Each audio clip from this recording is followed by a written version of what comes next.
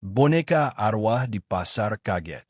Hujan turun rintik-rintik di atas pasar kaget yang digelar di lahan kosong dekat pemakaman tua. Lampu-lampu pijar menggantung di antara tenda-tenda pedagang, menciptakan cahaya redup yang membuat bayangan bergerak-gerak di tanah becek.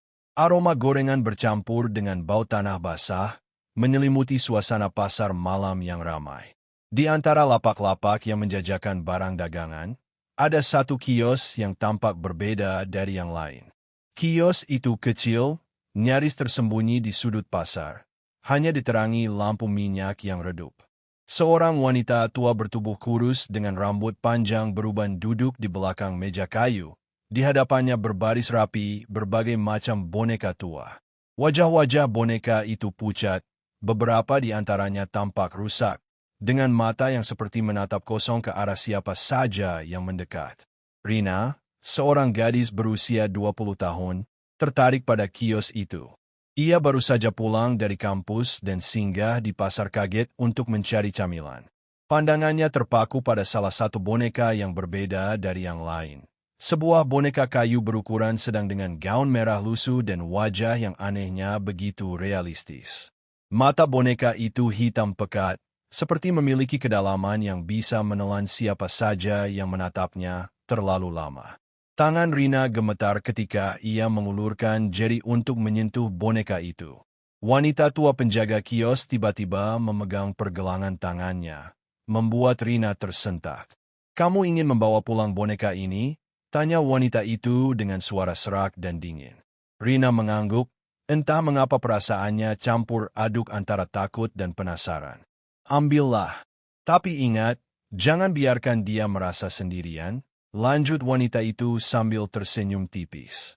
Rina ragu, tapi akhirnya menerima boneka itu setelah wanita tua itu memberikannya secara cuma-cuma. Malam itu, Rina meletakkan boneka itu di meja belajarnya. Kamar kosnya sempit, hanya cukup untuk satu tempat tidur, lemari kecil, dan meja belajar yang penuh buku. Hujan di luar semakin deras, menimbulkan suara gemuruh yang menambah kesan suram. Rina menatap boneka itu dari tempat tidurnya. Semakin lama ia memandang, semakin ia merasa ada yang tidak beres. Mata boneka itu seperti mengikuti setiap gerakannya. "Ah, mungkin cuma perasaanku," gumamnya, lalu menarik selimut dan mencoba tidur. Namun, tak lama setelah memejamkan mata, ia mendengar suara berdecit pelan, seperti kursi yang bergeser di lantai kayunya. Jantungnya berdegup kencang, dan dengan tangan gemetar, ia meraih ponselnya untuk menyalakan senter. Saat cahaya menyorot ke meja belajar, kursinya memang bergeser beberapa sentimeter dari tempat semula. Tapi yang membuatnya hampir berteriak adalah boneka itu. Boneka yang tadinya duduk di tengah meja kini sudah berpindah posisi, seperti seseorang telah memutarnya menghadap langsung ke tempat tidur Rina. Malam itu berubah menjadi malam yang paling panjang bagi Rina. Setiap kali ia mencoba tidur, suara-suara aneh terus terdengar dari sudut kamar. Kadang terdengar bisikan lirih, seakan ada seseorang yang berusaha berbicara kepadanya dalam bahasa yang tak bisa ia mengerti. Terkadang suara tawa kecil yang menyelinap di antara suara hujan. Ketakutan membuatnya tidak berani bangun dari tempat tidur, hanya bisa bersembunyi di balik selimutnya yang terasa semakin tipis dan tidak bisa melindunginya dari apapun yang mungkin mengintai dalam kegelapan. Pukul 3 pagi, suara itu semakin jelas. Kali ini, ia mendengar sesuatu bergerak di lantai. Seperti langkah kaki kecil yang berjalan di sekitar tempat tidurnya. Rina tak sanggup lagi. Dengan tubuh gemetar, ia mengulurkan tangan ke saklar lampu dan menyalakannya. Kamar itu langsung terang. Tidak ada siapa-siapa, hanya dia seorang diri. Tapi saat ia menoleh ke meja belajarnya, boneka itu sudah tidak ada di sana. Panik, Rina berusaha mencari boneka itu. Ia memeriksa di bawah meja, di atas lemari, bahkan di dalam selimutnya sendiri. Tidak ada. Namun, saat ia menoleh ke cermin yang tergantung di dinding, darahnya seakan membeku. Di pantulan cermin itu, ia melihat dirinya sendiri berdiri di tengah kamar. Namun ada sesuatu yang aneh. Bayangan di cermin itu tidak sepenuhnya mengikuti gerakannya. Ia mencoba mengangkat tangan kanan, tetapi bayangan itu tetap diam. Kemudian, perlahan-lahan, bayangan itu tersenyum. Senyuman yang tidak ia lakukan. Jantungnya seakan berhenti berdetak. Bayangan itu tiba-tiba mengangkat tangannya sendiri dan menunjuk ke arah tempat tidur Rina. Dengan gemetar, Rina mengikuti arah telunjuk itu. Dan di sana, di bawah tempat tidurnya, ia melihat sepasang mata hitam pekat yang menatapnya lurus dari kegelapan dengan napas tersengal. Rina terhuyung mundur dari tempat tidurnya. Tapi tubuhnya terasa lemas, seolah ada sesuatu yang menyedot kekuatannya. Mata hitam pekat itu masih menatapnya dari bawah ranjang, tidak bergerak, tetapi kehadirannya begitu menekan, seakan ada sesuatu yang sedang mengendap-endap menunggu saat yang tepat untuk keluar. Dengan sisa keberaniannya, Rina meraih sapu yang bersandar di sudut kamar dan, dengan tangan gemetar, menyodok ke bawah tempat tidur. Tidak ada apa-apa. Tidak ada boneka. Tidak ada bayangan. Hanya lantai kosong yang dingin. Tetapi saat ia kembali menegakkan tubuhnya, sesuatu menyentuh pergelangan kakinya. Bukan angin, bukan kain. Itu sesuatu yang dingin, kecil, dan keras, seperti jari-jari mungil yang merangkak naik ke kulitnya. Jeritan nyaris keluar dari mulutnya, tetapi tenggorokannya tercekat. Ia melompat ke atas ranjang, menarik kakinya ke atas dan mendekap lututnya erat-erat. Ia ingin lari, ingin keluar dari kamar, tapi ketakutannya mengikatnya di tempat. Lalu, ia mendengar suara itu lagi. Bisikan lirih, semakin dekat, semakin jelas. Kali ini, ia bisa mendengar kata-katanya. Jangan tinggalkan aku. Rina menelan ludah. Tubuhnya semakin bergetar. Itu suara seorang anak kecil, lembut namun mengandung sesuatu yang menyesakkan. Tiba-tiba, boneka itu muncul lagi, sekarang duduk di atas meja, persis seperti sebelumnya. Tapi ada yang berbeda. Kepala boneka itu kini sedikit miring, dan bibirnya yang semula tertutup rapat kini tampak terbuka sedikit, membentuk senyum tipis yang mengerikan. Rina tak bisa lagi tinggal di dalam kamar itu. Ia meraih ponselnya dan dengan tangan gemetar, menghubungi sahabatnya, Dita. Dit, tolong, ke kosanku sekarang. Aku takut, suaranya parau, hampir berbisik. Dita, yang masih setengah mengantuk, awalnya bingung, tapi nada suara Rina cukup untuk membuatnya sadar kalau ada sesuatu yang sangat tidak beres. Aku Otwu. Jawab Dita tanpa banyak bertanya. Rina menghambur ke pintu kamar, ingin keluar secepat mungkin. Tapi ketika tangannya menyentuh gagang pintu, sesuatu membuatnya menoleh ke belakang. Ia tahu ia tidak seharusnya melihat, tapi sesuatu memaksanya untuk melakukannya. Dan di sana, di cermin, bayangannya sendiri sedang berdiri diam, menatapnya dengan mata kosong. Tapi itu bukan dirinya lagi. Wajah di cermin itu perlahan-lahan berubah, kulitnya mengelupas, matanya semakin hitam, dan senyumnya melebar. Terlalu lebar untuk wajah manusia biasa. Dita tiba di kos dengan tergesa-gesa, menemukan Rina duduk membeku di lantai dengan mata melotot ke arah cermin. Rina, hei, sadar. Dita mengguncang tubuh sahabatnya, mencoba menariknya kembali ke dunia nyata. Butuh beberapa detik sebelum Rina bisa kembali fokus. Dengan suara bergetar, ia menjelaskan semuanya, tentang boneka itu, tentang suara-suara yang ia dengar, dan tentang bayangan di cermin yang bukan lagi dirinya. Dita, meskipun skeptis, bisa merasakan ketakutan Rina yang begitu nyata. Kita buang boneka itu, ucapnya tegas. Rina mengangguk cepat. Dengan hati-hati, mereka membungkus boneka itu dengan kantong plastik dan membawanya keluar. Mereka berjalan ke sungai kecil di belakang kos, di mana airnya mengalir deras akibat hujan semalam. Tanpa berpikir panjang, mereka melempar boneka itu ke dalam arus. Boneka itu mengapung sebentar sebelum akhirnya terseret dan tenggelam ke dalam kegelapan air. Rina menarik napas dalam, berharap semuanya akan berakhir. Tapi saat mereka berbalik untuk kembali, suara itu datang lagi. Kali ini dari belakang mereka. Jangan tinggalkan aku. Rina dan Dita membeku. Perlahan-lahan, mereka menoleh. Di tepi sungai, boneka itu masih di sana. Berdiri tegak, basah kuyup. Dan kali ini, ia tersenyum lebar, memperlihatkan deretan gigi kecil yang tajam. Dita menarik tangan Rina dengan kasar, menyeretnya menjauh dari tepi sungai. Nafas mereka terengah-engah, tubuh mereka gemetar hebat. Tidak ada waktu untuk berpikir. Tidak ada waktu untuk mencari penjelasan. Mereka hanya tahu satu hal, boneka itu tidak bisa dibuang begitu saja. Dengan langkah terseok-seok, mereka kembali ke kos Rina, menutup pintu dengan cepat, dan mengunci semua jendela. Rina terduduk di lantai, air matanya mengalir tanpa ia sadari. Kenapa dia kembali? Suaranya nyaris tidak terdengar. Dita menggigit bibir, berusaha mencari jawaban, meskipun kepalanya dipenuhi rasa takut yang sama.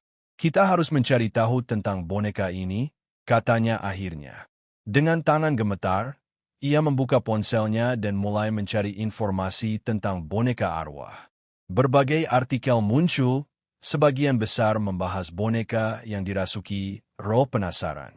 Salah satu artikel menarik perhatian mereka, kisah tentang seorang anak perempuan yang hilang bertahun-tahun lalu di dekat area Pasar Kaget yang sekarang berdiri. Anak itu diculik dan diduga dibunuh, tetapi tubuhnya tidak pernah ditemukan. Rina menelan ludah. Apa mungkin dia? Bisiknya. Dita menatapnya, kemudian kembali membaca artikel itu dengan lebih cermat. Ada satu foto lama yang diunggah, seorang gadis kecil mengenakan gaun merah lusuh, dengan mata besar yang suram. Rina merasakan sesuatu menghantam dadanya begitu melihat foto itu. Itu wajah yang sama dengan boneka di kamarnya. Tiba-tiba, suara ketukan pelan terdengar dari pintu. Ketukan kecil, berirama, seakan seseorang yang tidak sabar menunggu. Rina dan Dita saling berpandangan. Jantung mereka serasa berhenti berdetak. Ketukan itu semakin keras. Kemudian terdengar suara seorang anak kecil. Aku ingin pulang.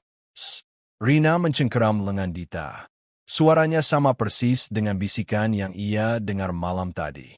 Dengan tangan gemetar, Dita mendekat ke pintu, mengintip melalui lubang kecil.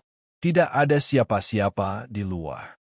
Tapi bayangan kecil berdiri tepat di depan pintu. Bayangan seorang anak kecil yang samar, nyaris transparan. Seketika, lampu di kamar mulai berkelap-kelip, udara menjadi dingin hingga napas mereka beruap. Rina merasa tubuhnya semakin berat, seolah ada sesuatu yang menekannya dari dalam. Ia bisa merasakan tatapan dari balik pintu, tatapan penuh kerinduan, penuh kesedihan, namun juga penuh dendam. Tiba-tiba, pintu terbuka sendiri dengan keras. Angin dingin menerpa wajah mereka. Di depan pintu, tidak ada siapa-siapa, hanya keheningan yang begitu mencekam. Tapi saat mereka menoleh ke belakang, boneka itu sudah kembali duduk di atas meja, dengan kepala yang semakin miring, dan senyuman yang kini lebih lebar. Dari mulut kecilnya yang terbuka, suara itu terdengar lagi, lebih jelas, lebih menyeramkan. Jangan tinggalkan aku. Rina dan Dita menjerit bersamaan. Mereka tahu ini bukan sekadar boneka biasa. Ini adalah arwah yang tersesat, terjebak dalam tubuh kayu itu, mencari seseorang yang bisa merasakan keberadaannya. Dan kini, boneka itu telah memilih Rina. Rina merasa dadanya sesak. Suara itu kini menggema di kepalanya, seolah berasal dari dalam dirinya sendiri. Dita berusaha menariknya keluar dari kamar. Tapi tubuh Rina seakan terpaku di tempat. Matanya tidak bisa lepas dari boneka itu, dari mata hitamnya yang pekat, dari senyuman yang semakin lama semakin melebar. Dan kemudian, boneka itu bergerak. Jari-jari kecilnya yang kaku bergetar pelan, lalu perlahan-lahan mengangkat tangannya sendiri. Dalam gerakan yang aneh dan terputus-putus, Boneka itu merangkak turun dari meja. Dita menjerit, menarik Rina dengan lebih keras. Akhirnya berhasil membawanya keluar dari kamar dan membanting pintu dengan keras. Mereka terengah-engah di koridor kos yang sepi. Hujan masih turun di luar, menciptakan suara gemuruh yang bercampur dengan ketakutan mereka. Ini nggak bisa dibiarkan, Rin. Kita harus cari orang yang bisa bantu, kata Dita dengan napas tersengal. Rina, yang masih terguncang, hanya bisa mengangguk. Mereka segera keluar dari kos, menembus hujan, mencari seseorang yang bisa menjelaskan semua ini. Satu-satunya orang yang terlintas di kepala mereka adalah wanita tua di pasar kaget. Mereka berlari menuju pasar, meskipun tempat itu sudah hampir kosong. Tenda-tenda mulai ditutup, pedagang satu persatu menghilang ke dalam malam. Tapi ketika mereka tiba di sudut tempat kios wanita tua itu berada, jantung mereka mencelos. Kios itu tidak ada. Tidak ada meja kayu, tidak ada boneka-boneka, tidak ada jejak bahwa kios itu pernah berdiri di sana. Tidak mungkin, dia ada di sini kemarin, Rina bergumam putus asa.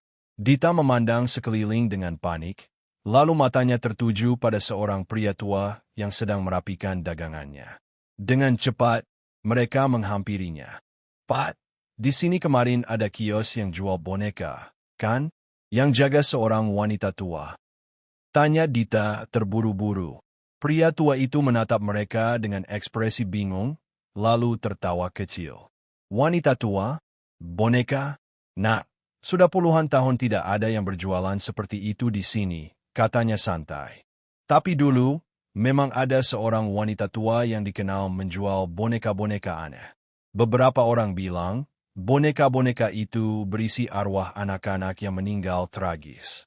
Tapi, dia sudah lama meninggal. Darah Rina dan Dita terasa membeku. Mereka saling berpandangan dengan wajah pucat. Jika wanita tua itu sudah meninggal, lalu siapa yang kemarin memberikan boneka itu kepada Rina? Tiba-tiba, ponsel Rina bergetar di dalam sakunya. Dengan tangan gemetar, ia mengeluarkannya dan melihat layar. Tidak ada nama, hanya nomor tak dikenal. Tetapi yang membuatnya hampir menjatuhkan ponsel adalah pesan yang masuk. Aku masih di sini. Aku ingin pulang. Di layar, refleksi wajah Rina tampak sedikit berbeda. Senyumnya terlalu lebar, dan matanya kini sehitam boneka itu. Rina menjatuhkan ponselnya dengan napas terputus-putus. Dita yang melihat wajah pucat sahabatnya segera meraih ponsel itu dan membaca pesan di layar. Namun, sebelum ia sempat mengatakan apapun, layar ponsel tiba-tiba berkedip dan mati begitu saja. Rin, ini bukan sekadar boneka biasa. Ini arwah yang terikat padamu, suara Dita bergetar. Rina tidak bisa berkata-kata. Tangannya gemetar hebat, tubuhnya terasa dingin seperti es. Ia merasa ada sesuatu yang terus mengawasinya, membayangi setiap langkahnya. Mereka berlari meninggalkan pasar kaget yang kini semakin terasa menyesakkan. Hanya ada satu tempat yang terlintas di benak mereka, seorang dukun di pinggiran kota yang konon bisa berkomunikasi dengan arwah penasaran. Di perjalanan, Rina mulai merasa aneh. Bayangan-bayangan di jalanan tampak bergerak sendiri, seakan mengikuti mereka. Setiap kali ia berkedip, ia melihat sesuatu yang tidak seharusnya ada. Sosok kecil dengan gaun merah lusuh, berdiri di sudut-sudut gelap, menatapnya dengan mata hitam yang dalam.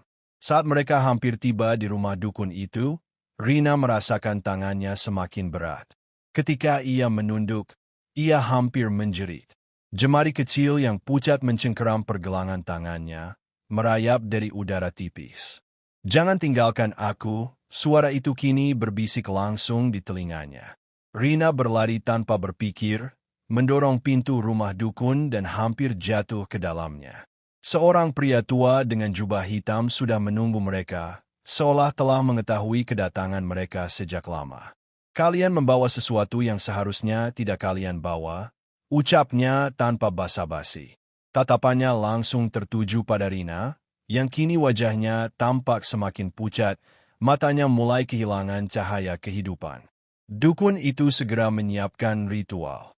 Ia menyalakan dupa dan mulai membaca mantra dalam bahasa kuno yang tidak dipahami Rina dan Dita.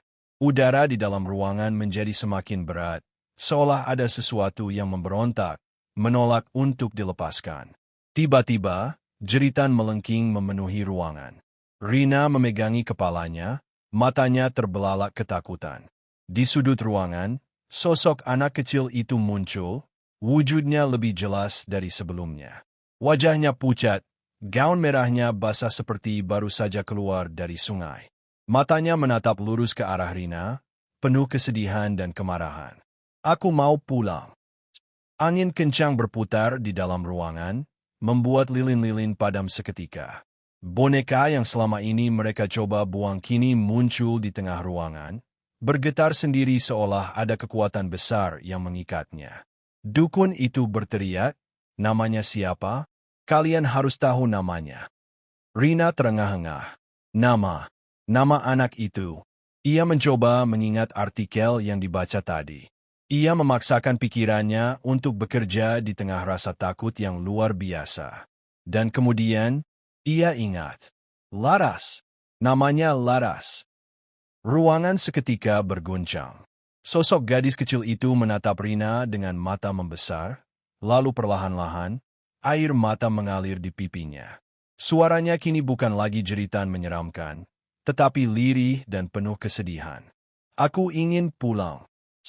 Dukun itu segera melanjutkan ritualnya, membimbing arwah Laras untuk menemukan jalannya.